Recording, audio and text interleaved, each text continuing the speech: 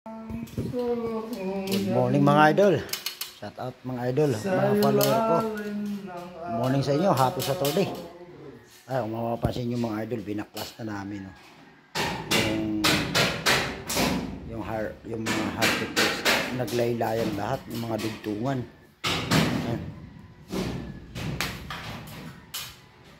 Binaklas na namin kahapon. Ngayong umaga hindi pa kami tapos. Ayun, lalagyan po namin ng shadow line yung lahat ng gilid. Makapansin mga idol, ganda ko, kakaubad pa, grabe init kasi sa loob ng kwarto, may sala mga idol. Makapansin nyo, nakalaylay yung hardtiplex. Yun yung ginawa yung unang installer mga idol, hindi namin ginawa ito. Yung owner kaya kumuha ng gumawa nito ng mga kisame. Hindi kami nakagawa nito. Ang ginawa lang namin dito, bubong at saka spandrel, gutter. Ito, pagdating na sa ceiling, hindi kami nakagawa nito. Ngayon, biglang nag-crack. Biglang bumagsak yung ibang ceiling ng hardtiplex. Ngayon, nag-set sila ng araw na pwede kaming gumawa. Ayun, kahapon kami nag-start. Ayun, laki yung gagawin namin ngayon mga idol. Grabe init mo sa kwarto. Mahirap talaga gumawa kasi may mga gamit. Pero tsaga-tsaga lang. Ayun, ayun yung kwarto ng may ano. Grabe, bagsak ko. O, pati nyo, dundo na eh. Nakakatakot yan, baka mabagsakan yung may-ari. Kaya baklasin mga namin ito para dire-diretso namin yung layout. Lalagyan namin ng shadow line. Nagpabint na kami dun sa bodega. Dadalhin na lang ngayong umaga. Ayun, parating na rin yung materialis namin. Ayun, first move namin ginawa. Tinatanggal namin yung hardtiplex. Ayun, ito yung mga idol yung hardtiplex. Yung dito sa may pintuan talagang bagsak na.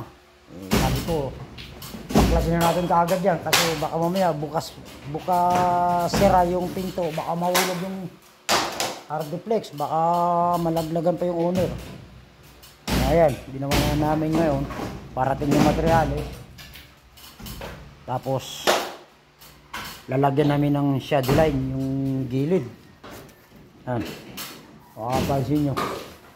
Yan. Yung carrying channel nila para doon sa pabitbit ng metal paring 12 pulgada. Kung sa tibay matibay yan kasi ando na eh.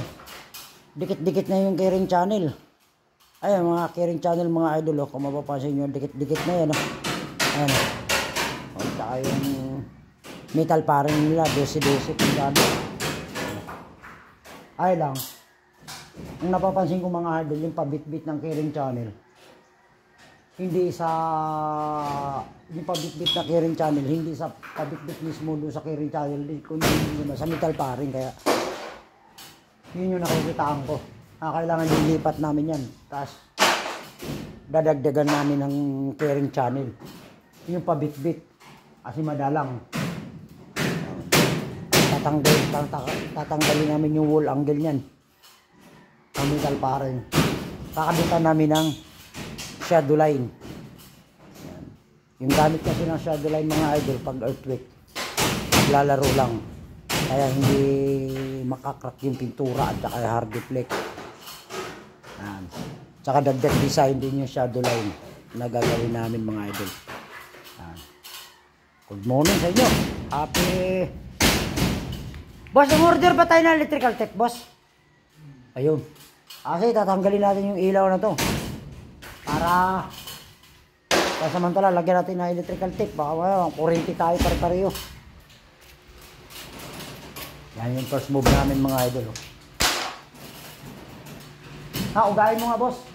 Ayun kulang Ayun mo, kung mapapansin nyo, umuuga. Kulang sa pabitbit. Kaya dadagdagan natin yung pabitbit. Kulang sa pagmamahal. Oh, yun lang, ang pagmamahal. Hindi pwedeng mawala ang pagmamahal ng isang tao. Dapat yung pagmamahal sa trabaho, dapat ano? Hindi niya minahal ang kanyang pagpaparing. Yan ang kanyang kurso. Importante maitibay natin kasi nag-PM na sa akin yung owner. Dagdagan mo ng tibay. Talagang dagdagan natin ng tibay. Hindi maaaring hindi. Kasi nag-crack. Mapapansin yung mga idol. Ayan na. Hindi pa niya binabaklas pero nag-crack na. Ayan na. Ate mo. Ay dito natutulog yung owner. Mahirap na. Ayan mga idol. Bagsak na. Ayusin namin lahat yan. Ayan. Okay, thank you. God bless mga idol. Good morning po sa inyo. Happy Saturday sa inyo lahat. Thank you. God bless.